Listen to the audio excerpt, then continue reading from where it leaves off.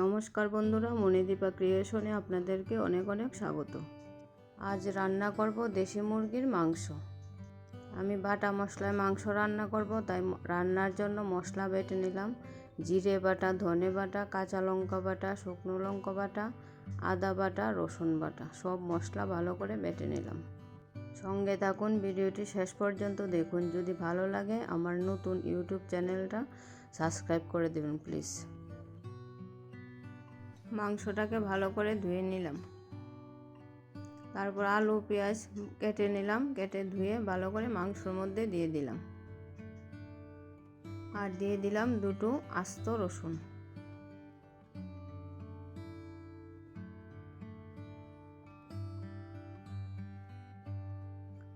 এখন মাংসের মধ্যে সব বেটে রাখা মশলা দিয়ে দিলাম, দিয়ে ভালো করে মেখে নেব।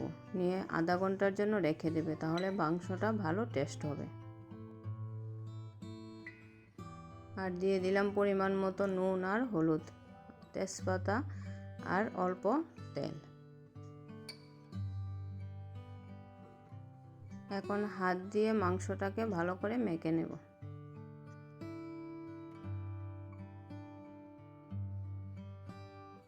মাংস মাখা হয়ে গেছে, এখন আধা ঘন্টার জন্য রেখে দেব। কড়াই বসিয়ে দিলাম, কড়াইতে দিয়ে দিলাম অল্প পেঁয়াজ কুচি। এখন দিয়ে দেব মেখে রাখা মাংস।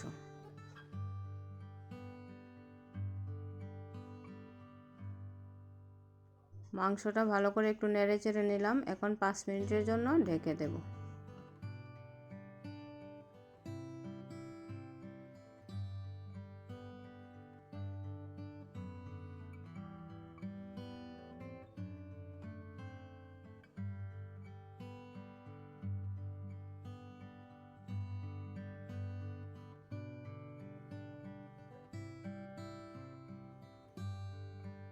আমার রান্নাটা কেমন হয়েছে অবশ্যই কমেন্টে জানাবেন।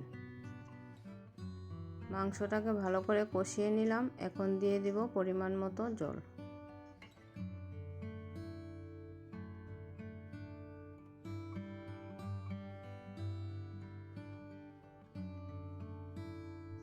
আমার রান্না হয়ে গেছে, এখন গরম মশলা দিয়ে নামিয়ে নেব। শীতের রাতে দেশি মুরগির পাতলা লাল লাল ঝোল বেশ ভালোই লাগে।